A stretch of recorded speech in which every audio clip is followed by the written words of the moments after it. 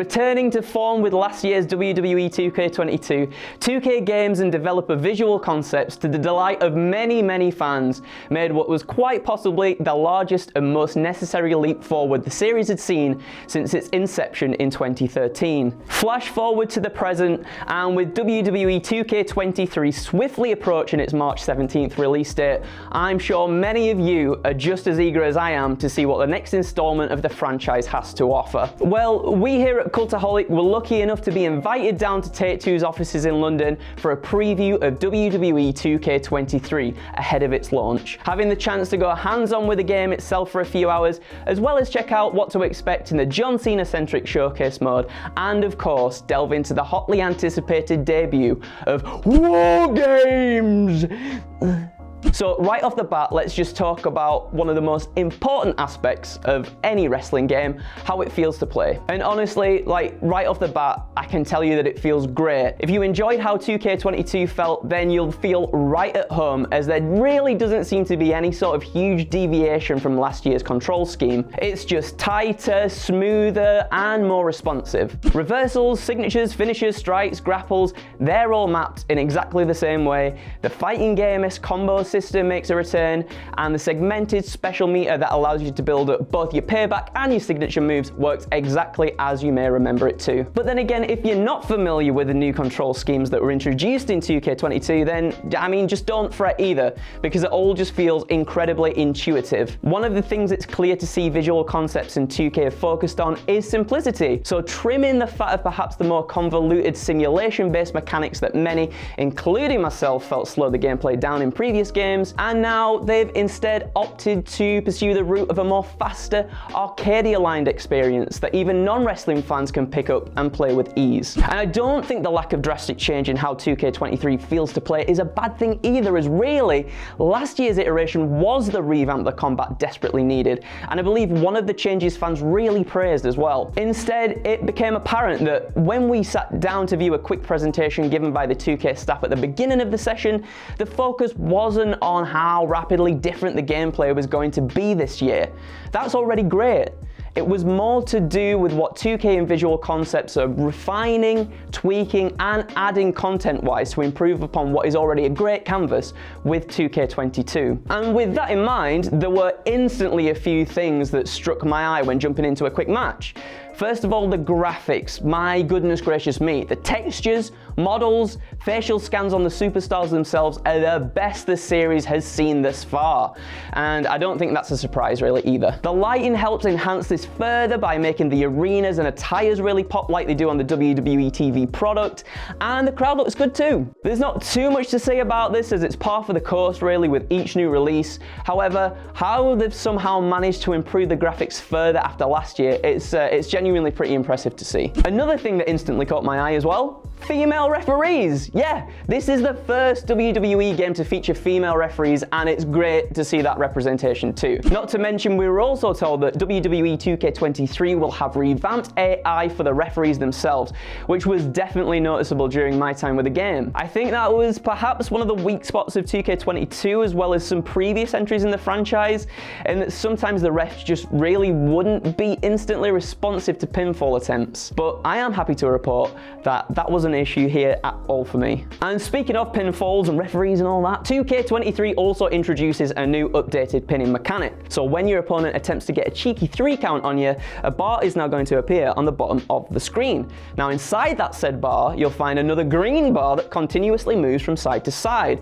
as well as a thin vertical line that moves simultaneously as well. And the aim of the game, when that vertical line hits the green, you flick the right stick forward to emulate a kick out. Keep taking damage, however, and this becomes increasingly difficult as the green bar reduces in size. If you don't like the sound or feel of this though, then that's absolutely okay as well, as the developers made this optional, meaning you can switch back to the previous button mashing system found in 2K22 instead if that's more your thing. Now, let's move on. We're gonna move on. Let's talk about some of those new game modes, starting with 2K23 Showcase mode. Obviously, as we all know from the recent trailers and announcements, this year's Showcase mode is all about the Doctor of Thugonomics himself, John Cena. However, there's a little bit of a twist this time around. Whereas we're usually used to playing through the historic career moments of the WWE 2K cover stars, 2K23 shakes the formula up by having us take on the role of John Cena's adversaries, reliving some of his greatest losses instead. The team at 2K told us about this new approach,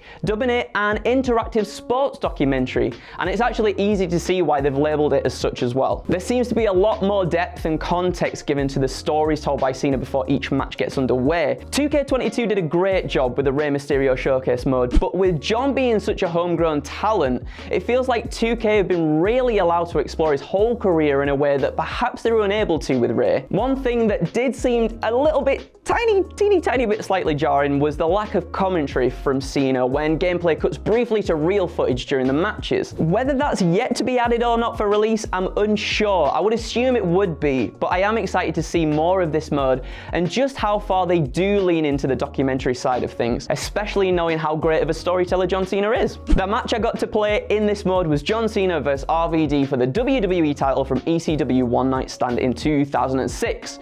Again, much like that of last year's showcase mode, actual real-life footage from the event is seamlessly woven into the gameplay, and you still have challenges to complete throughout the matches if you're eager to unlock extra content like era-specific skins and arenas. However, right, ever since I heard that 2K23 showcase mode was taking this specific direction, I wanted to see what would happen if John Cena reversed the results of one of these historic losses and actually picked up the victory. Would it trigger a what-if type scenario where the fans in attendance at the Hammerstein Ballroom left the WWE-sized crater in the universe? Well, no. I mean, that's wishful thinking on my part, I think, but it did result in a nice, unique winning animation where when the champ climbs the turnbuckle to celebrate in front of the crowd, the referee gestures to maybe get down if you want to live, John, if you want to live, get down. And it's those little nuances like this, on top of getting to hear more of Cena's perspective on certain feuds, moments, and opponents throughout his career, that make me really keen to jump back into the mode when the game releases. And now it's time to talk about the thing I was certainly most excited to try: WarGames. First off, you can play this mode both offline and online with either 3-on-3 or 4-on-4 teams, which I thought was pretty cool, especially if you can get enough friends together to either form a team with or go against head-to-head. Granted, a part of me was hoping for a 5-on-5 mode, but when I actually begun playing and things started to get quite chaotic on screen, I can actually see why they might have held off on doing this. Presentation-wise, between the explaining of the rules before the match begins, the sound of the air siren, and the announcer exclaiming that WarGames has officially begun! Not like that, it's a lot better than that. They've done a really good job in making it feel very, very authentic to what we see on WWE TV. The WarGame structure itself is really, really cool to interact with as well. Like, depending on your weight class, so heavier superstars, for example, can pick up an opponent and then just toss them from one ring to the other. The space between the ring is playable as well, meaning you can duke it out and perform grapples like suplexes and stuff onto the steel flooring between the rings. You can toss players into the chain mesh walls, dive from the top of the structure.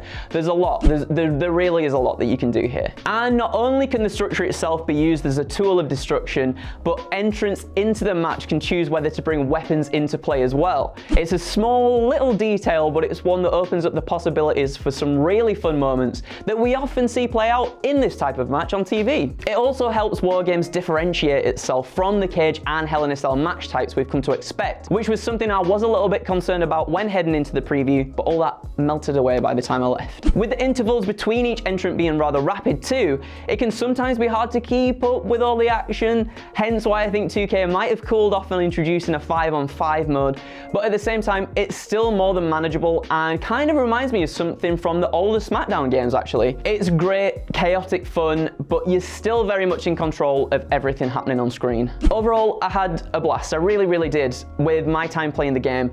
2K23 is shaping up to be a really strong entry in the franchise. It's cleverly building off what 2K22 got right, whilst the developers are also listening to their community in order to fix some of the issues fans may have been vocal about in the past. But that's my thoughts and first impressions on just a little tiny smidgen of what 2K23 has to offer. Let me know down in the comments below whether you're excited for its release.